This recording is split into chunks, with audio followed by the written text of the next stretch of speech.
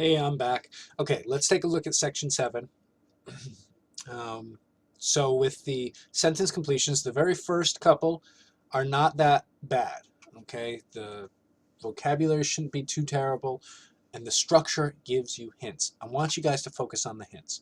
So for number 1, they say Black Americans in Flight, a mural honoring several aviation pioneers, also blanks the 1992 space flight of astronaut Mae Jemison. Well, the blank, it says also does something. Well, the verb here is honoring. So we need it to be the same thing as honoring because of the word also. So the mural honors several aviation pioneers and it also does the same thing. So discerns doesn't, introduces doesn't, approximates doesn't, but commemorates is the same thing as honors. So D. Number 2, the new antifungal agent, has such blank uses. So right off the bat, I'm thinking such diverse, a lot of uses, from treating Dutch elm disease to rescuing rot or damaged works of old art from mold, that is considered one of the more blank antibiotics. So something about being able to use for many different things. Well, the word there would be versatile, something that can be used in different things. And I see the word versatile here, and it goes with varied. Well, varied uses meaning it has a variety of uses. D works beautifully for number 2. Number 3, this one is actually a little tricky. Because of the phrase aggressive behavior, I would expect many people to say, all right, that means hostility. But look at the sentence. The child had a tendency toward aggressive behavior. And then they define that entire thing as a blank for or about fighting. Aggressive behavior here goes with the word fighting. So we don't need a word in here that has to do with fighting. What we need in here is something that means tendency toward. And it just so happens that A, propensity for, means the exact same thing. Propensity is a tendency. Okay? But as long as you figured out that tendency needed to go in here, something that somebody wanted to do, you would know that confusion didn't make sense, disregard doesn't make sense, hostility doesn't make sense, and then you'd be left with compunction or propensity, and then it's a 50-50 shot. Number 4 and number 5, if you got them, you got them. If you didn't, you didn't. I'm not spending any more time on them. You need to know whether those are worth taking or not. Some of you actually skipped one, and I was so grateful to see that, but most of you answered all of them, which always pains me because I know that you're going to get one wrong. I'm not saying you in particular. I'm saying everybody is going to get at least one of these wrong, if not both. And that's generally what I see. Okay.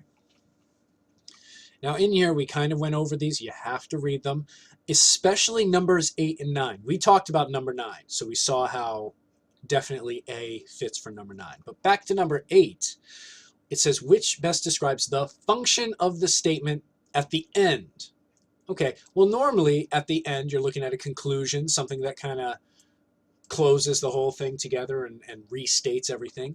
The problem is, this one doesn't do that. It doesn't do the normal concluding sentence job. It actually goes against everything that's in this passage. It's talking about how black holes are, tiny. They're not all powerful. They're minuscule. They account for less than 1% of the galaxy's mass. They have little, accordingly, astronomers long assumed that supermassive holes, let alone their smaller cousins, would have little effect beyond their immediate neighborhoods. So it has come as a surprise. So he's going against what he was normally saying. Okay, so A summarizes the points. Well, it doesn't do that. It would have to actually summarize the points for you to choose that. So just because it's the last sentence doesn't mean it automatically does that. So it should, but here it doesn't. B, it provides support. Well, it definitely doesn't because it says it comes as a surprise. It's going against, not supporting. And then E says offers examples to support. Again, it's not supporting anything. It introduces a new view. Absolutely it does that. So it has come as a surprise. So they're talking about something new.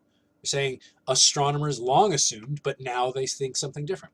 It challenges recent scientific findings. Either of those answers, I would say, if you pick one of those, you're going in the right direction. However, the answer should be C. The answer is C because it's not challenging any recent scientific findings. In order for it to be D, you'd have to have those scientific findings specifically labeled. Okay, Number 9 we talked about. Let's see. Another one that people tended to have some trouble with was number 11. The second paragraph suggests that Georgia believes the proper state would be one of excitement, wistfulness, amusement, annoyance, relief. Again, we have to look for words that are common in the paragraph and match this. So if I look at that entire thing, this whole paragraph, it's going to be somewhere in here. Yesterday had been her last day on the paper. She felt queer about that thing of taking her last assignment, though it was hard to reach just the proper state for the last story related to pork packers, and pork packing is not a setting favorable to sentimental regrets. So she's full of sentimental regrets, but the story is not full of sentimental regrets. So sentimental regrets is the phrase that goes with one of these words. Does it mean excitement? Maybe. Wistfulness? Bingo. That's exactly what wistfulness means. Amusement? No. Annoyance? No. Relief? No. It's not C, D, or E, it's A or B. But if it was excitement, that would be a positive thing, right? So it kind of, you're making an assumption if you pick excitement, but sentimental regrets goes with wistfulness. All right, let's see. Are there any others that we had trouble with? I'm looking at a couple people I had trouble with. Number 13, number 14, number 15. Number 15 is one we'll go over. In context, the phrase "this from her" helps to suggest one of these things. So a specific feeling is quite heartfelt, stated viewpoint is highly personal, certain decision is out of character, particular behavior is extremely upsetting, given attitude is unsurprising.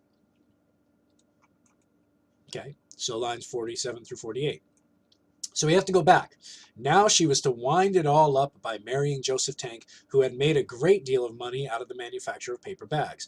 This from her, who had always believed she would end her days in New York, or perhaps write a realistic novel exposing some mighty evil.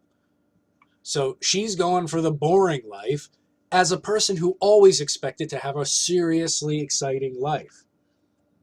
Okay? So a specific feeling is quite heartfelt. Okay, we got to go through all of them. Again, keeping in mind that she is now going back on everything she used to believe.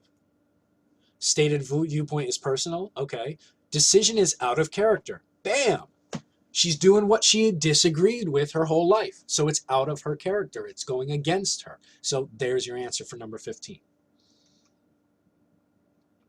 And then towards the end, this page right here, 19 through 24.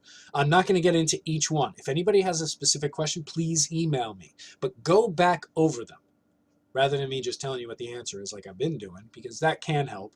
But I want you to actually look at them, because this one is pretty tough. And I will admit that this test was pretty tough. And I wanted you to see how tough it could be.